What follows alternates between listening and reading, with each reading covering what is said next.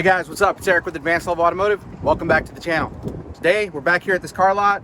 We got called out to look at this 2007 Honda Civic. It is a no start. It cranks, but it does not start. Backstory on the vehicle is that the car lot, they purchased the vehicle from a client and the car was running just fine. They sent it off to the body shop to do a paint job, or I think they replaced the fender and repainted it. And after it came back from the body shop, it was still running. The body shop actually drove it back here. But what the guy's telling me is that a day later, they went to try to start the vehicle. And after that, it just wouldn't start. So let's go ahead and check it out. Okay, guys, here we have it. It's a 2007 Honda Civic. This has the 1.8 liter 4-cylinder engine. And let me take you guys inside and show you that this is a crank no start. All right, so I have the key right here in my hand. Let's go ahead and stick it into the slot. Turn the key on. I mean, always a preliminary check. The check engine light is there. That's always one of the things I look for. So let's go ahead and try to start this thing.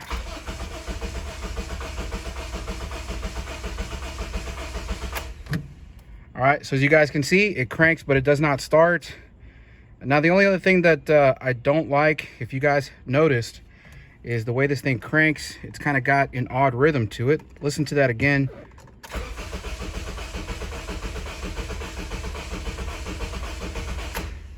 If you listen closely, you can hear that there is an odd rhythm there. Sounds like it's possible that maybe one of the cylinders could have low compression. Now, let me explain to you guys something, because initially they were under the impression that they had a problem with the fuel pump. So they actually replaced the fuel pump. Let me show you guys the back seat here, because the fuel pump is located in the back. So what they're telling me is that they went ahead and they took a voltage measurement here at one of the wires. I'm not really sure which wire is the power feed for the fuel pump, but they said that they had power there and the fuel pump wasn't coming on. They didn't have any fuel supply coming out of it, so they decided to replace it.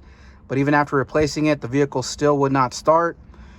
So that's probably maybe one of the first things I want to check, because if they saw voltage here, I wonder what wire they were looking at. I mean, I guess it's here now. It's easy enough for us to just check our powers and grounds to the fuel pump to see if it's even trying to come on. And then maybe we can even hook up a scan tool, see if we have any codes. I mean, just some basic preliminary stuff. So let's go ahead and do that. All right, so just because this is the first or next easiest thing to do, I'm going to take a scan tool. I've got this little handheld auto link, and we are going to check to see if we have any code stored. Let me try to focus in on that, see if you guys can see the screen. Okay, it's scanning. All right, so we have 0 codes found. Let's go ahead, see if we can find some live data. Scroll down to live data. Let's go ahead and hit view data. Complete data set. And I guess probably the first thing we can look at is going to be the RPM signal right there. Let's pay attention to the RPM signal while we're cranking it. And let's see if we get a reading. All right, as you guys can see, we do have an RPM reading while we're cranking. So that does tell us that the crank sensor is reading. So let's go ahead and see if we can find anything else here to look at.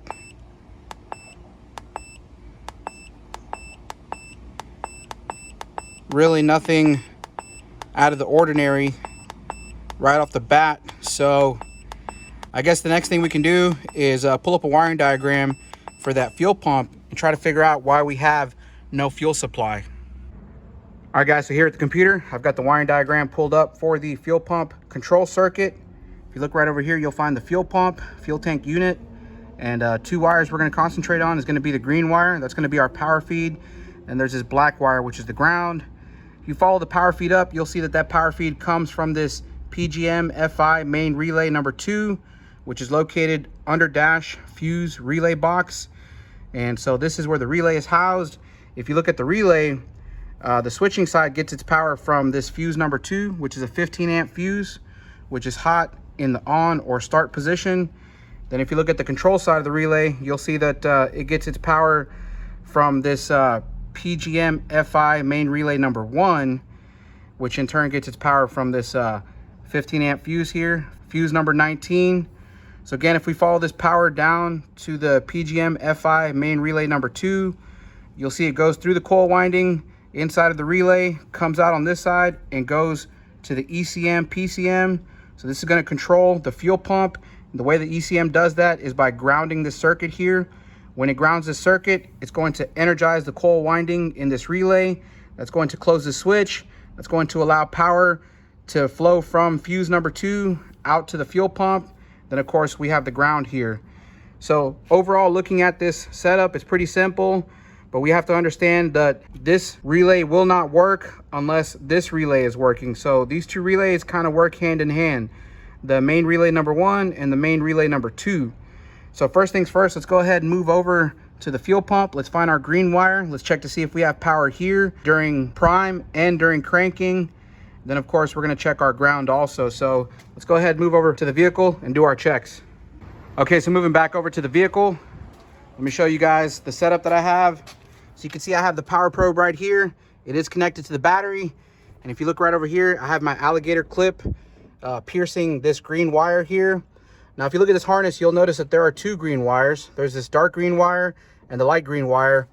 And the reason I know it's going to be the dark green one, first of all, is because this is green, this is light green.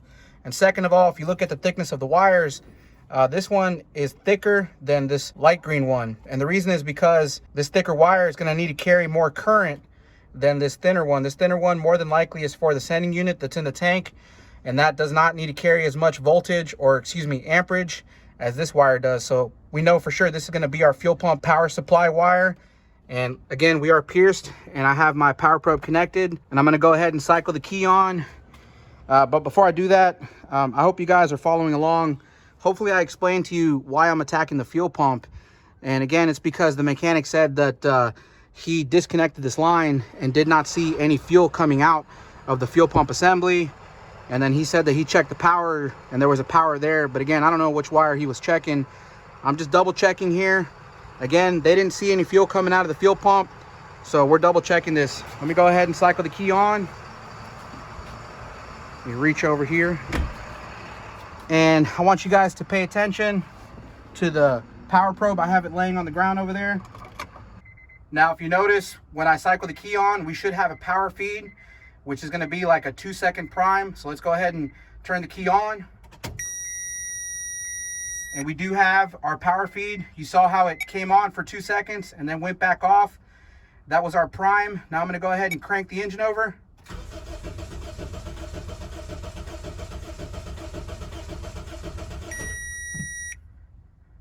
Okay, so I did not show any voltage there. Let me zoom in. I believe I actually saw a reading on the meter. So again, I'm going to turn the key off. I'm going to turn the key on. We have our 2-second prime. Now I'm going to go ahead and crank it.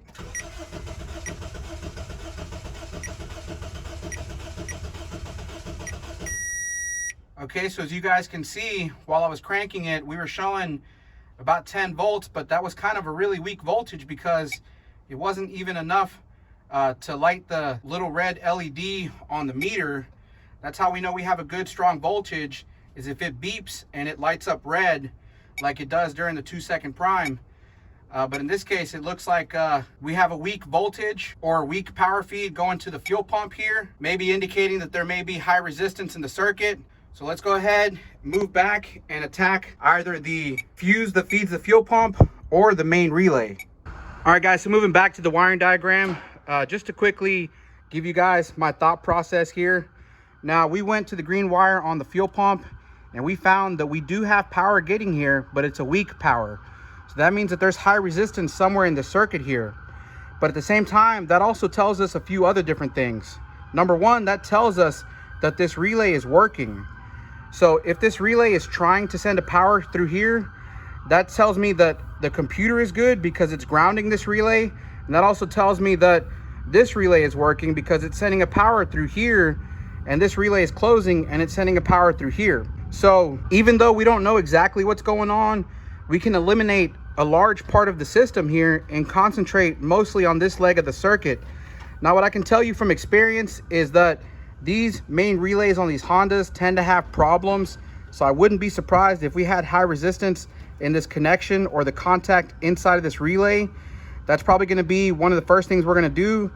But because it's easy enough, and while we're there, we can go ahead and check this fuse number 2, 15 amp fuse, and make sure that we have a good voltage supply on both sides of this fuse before we attack the main relay. And again, this box is going to be under the dash. So let's go ahead and move over to the vehicle and see if we can locate this. All right, so moving back over to the vehicle, we're going to go ahead and move under the dash. As you can see, they've already removed the panel here. They were doing some checking. So let's go ahead and locate the fuse box. Pretty simple to do. It's right there. And if you look, you can see the fuse number 2, which is the one we're looking for, is this 15 amp fuse right here, clearly labeled number 2. So I'm going to go ahead and turn the ignition on, because again, guys, this fuse is only powered with the ignition on or the engine cranking. So right now the ignition is on. I'm going to go ahead and take my power probe. Let me touch this fuse here. Okay, so I'm touching one side. You can see we have a nice strong power, 12.6 volts. I'm going to touch the other side of the fuse. And again, you can see we have a nice strong power on both sides of that fuse. So that fuse is good. Now let's go ahead and move over to the main relay, which I believe maybe one of these two up here at the top. Let me go ahead and pull out a layout and try to figure out which one is which. Oh, you know what, guys? Actually, I think I found it because it's labeled. So if you look at that blue one here in the center, you'll see it says fuel pump. This one says starter cutout, and this one says P and W. So this looks like the relay we're going to be attacking. It says fuel pump on there, so I'm going to go ahead and try to pull this thing out. Let me get some pliers for that. Okay, guys, so I went ahead and I got the relay out. As you can see, this is your typical 4-pin relay. What I'm going to be using is this relay jumper kit or tester kit. I'll leave a link in the description. If you guys are looking to purchase one of these, I highly recommend getting one of these. And I already went ahead and I located the one that I need. So you can see it's our 4-pin, just like this one. So we're going to go ahead and take this one and stick it into the slot. Let's go ahead and move down here. Okay, so I'm just going to go ahead and shove this relay jumper into the slot. And before I put the relay in, I'm going to go ahead and cycle the ignition on, which it's already on. So I'm going to go ahead and move down here, and we are going to identify which of these pins is which. So I'm going to touch this one down here. We have nothing on this pin. Touch the next one. We have a power on this pin here, so we know this pin down here is one of our power sources. Then let's check the other one. Okay, the other one here at the top is our other power source, and this one right here is going to be either the ground, also known as the control wire, or it's going to be the wire that goes out to the fuel pump. So these two that don't show anything, it's going to be either one of those two. And I think the way I'm going to identify it is by cycling the key back off and back on and see which one of these the computer is grounding. So I'm going to start by putting my meter on this pin right here. I'm going to cycle the key on and off. Let me see if there's a better way for me to do this where I can show you guys on camera. Okay, so let me explain to you the setup that I have. And this is going to be the only way I can do this while showing you on the camera, because I only have 2 hands and I'm only one person here. But as you can see, I have this wire connected to this top pin right here. Again, we've already identified that these 2 pins to the right, this pin up here and this pin down here, are the 2 power supplies to the relay. But what we're trying to do now is we're trying to identify which of these 2 pins over here is the control wire that goes to the computer and which one is the output that goes to the fuel pump. And so the easiest way that we can check this is to see which one is being grounded by the computer when we turn the ignition switch on. So as you can see right now, I have this wire terminal attached to this pin right here, and I have this extension wire coming off, and I have it clamped onto my power probe here. It's got this little alligator clip. And what I'm going to do is I'm going to switch the ignition on. So I've got the key right here. Let me stick it into the ignition switch. We're going to pay attention and see if this grounds it. So I'm going to turn the ignition switch on, and there's nothing happening there. So let's go ahead and turn the ignition switch back off. I took the key out. Now I'm going to swap it from that top pin down to this bottom pin here. So now, as you can see, we're on the bottom pin. Hopefully you guys can see. Let me focus in on that right there. So now we're on that last pin at the bottom. Again, we identified that this one over here to the right is a power feed. This one over here to the right is a power feed. This one up here to the top, nothing happened when we cycled the ignition on. So I'm assuming that this is going to be the output to the fuel pump. And this last pin right here, if I'm not mistaken, should be the control wire that goes to the computer. So again, I'm going to cycle the ignition on. So let me take the key, stick it into the ignition, and we should have a ground on the circuit whenever I turn the ignition switch on. And again, if the computer grounds this circuit, it's only going to do it for a couple seconds for the fuel pump prime. So I'm going to go ahead and switch the ignition on. And you guys see that? We had a ground for just a couple seconds. Turn it back off, turn it back on.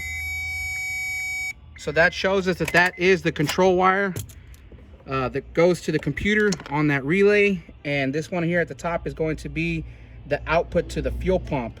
So next up, I'm going to go ahead and stick the relay back on here. And again, what I'm worried about is high resistance in this relay here.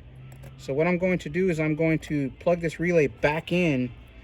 And you know what? I'm going to hook my terminal back to this top pin up here, which is going to be the output that goes to the fuel pump. And we know we have good voltage coming in because when we check these two power supply pins, we have a nice strong voltage. But we want to check the output here and see if we have a nice strong voltage on the output. So again, let me clip this back on my power probe here. Okay, so we are clipped back onto the power probe. And again, when I cycle the key on, we should see a nice strong 12 volts. But if we have high resistance in this relay, then we're going to see the same weak voltage that we saw at the fuel pump over there. So I'm going to go ahead and cycle the key on. Let's pay attention. Let me get the key, stick it into the ignition here. Now let's pay attention. And we have a nice strong voltage coming out of that relay. Let me do that again. Okay, again, we had a nice strong voltage during prime, but let's go ahead and crank this thing.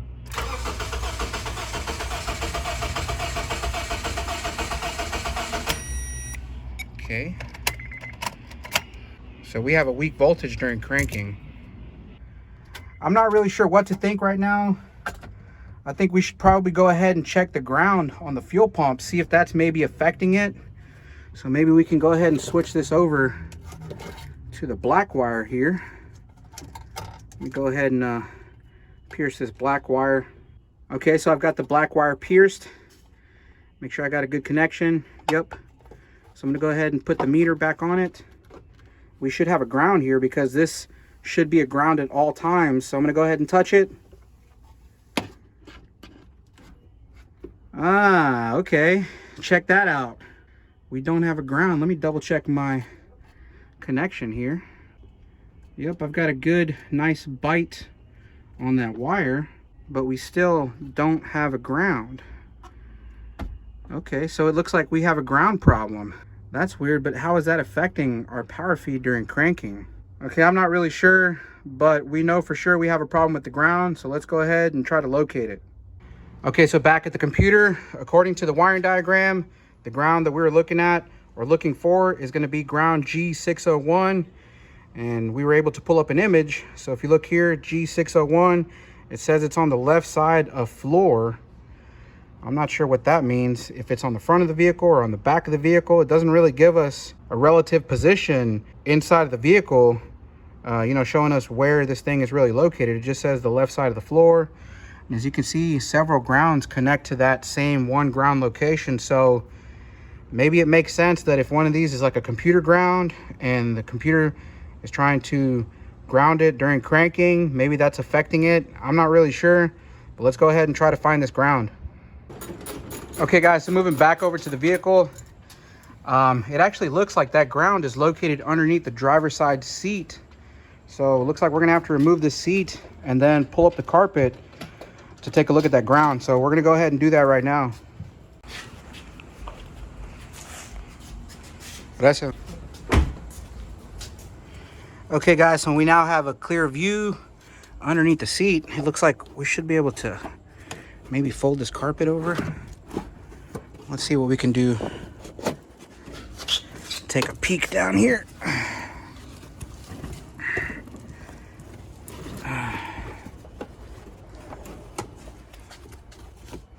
Where are you? I think I found it right there. Okay, so I really couldn't get to it without pulling up on the carpet, so I went ahead and I removed this trim piece right here. Just got it out of the way. Now the bolt is somewhere right around here. Like I said, I can't get to it from here. You can barely see it, but that's about as far as back I can pull the carpet. So I'm gonna pull it up from here. Maybe we can get a better visual of it. Oh yeah, there we go.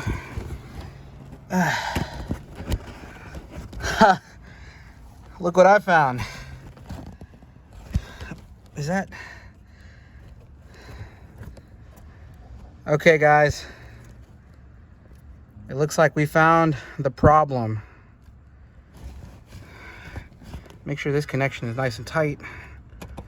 Yeah, none of these terminals are moving. This bolt is nice and tight. Looks like we have a tear in the wiring here.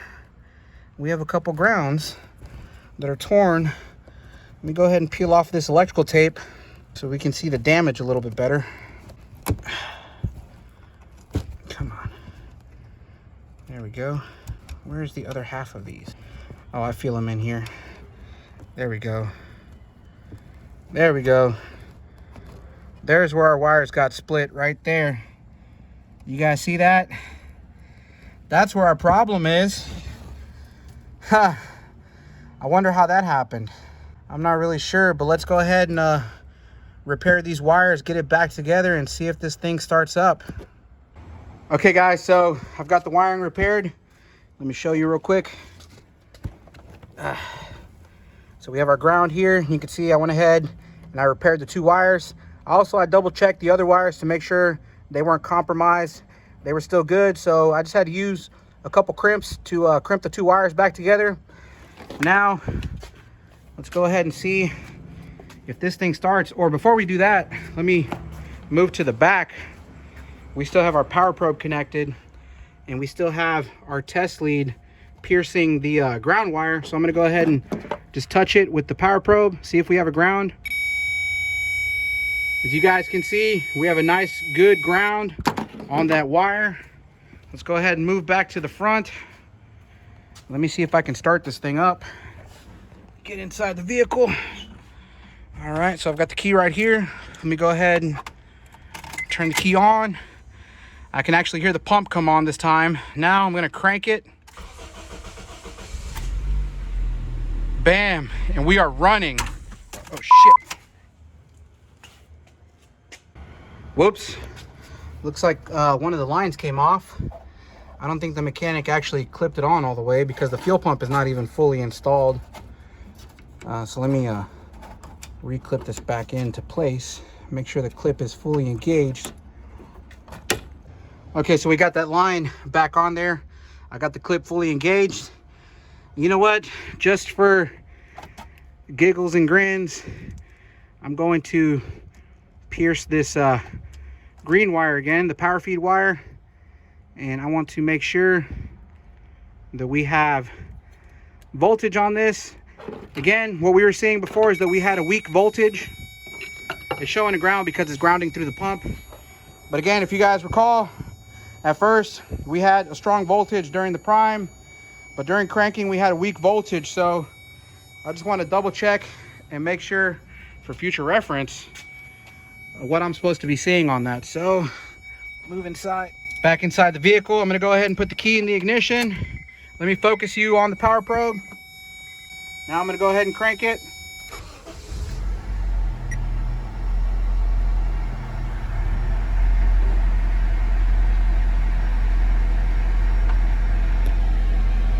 Okay, so we're showing 13.2 volts. Well, it's sufficient voltage. The engine is running now, but it's not lighting up our little LED on the power probe.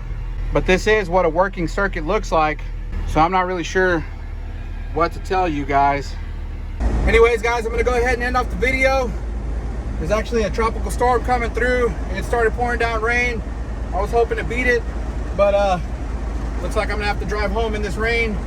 Anyways, guys, like I always say, I hope you found the video useful. I hope you found it informational. If you did, make sure to give it a thumbs up. If you haven't done so already, make sure you subscribe to the channel, hit that notification bell, and I'll see you guys in the next one. Thanks.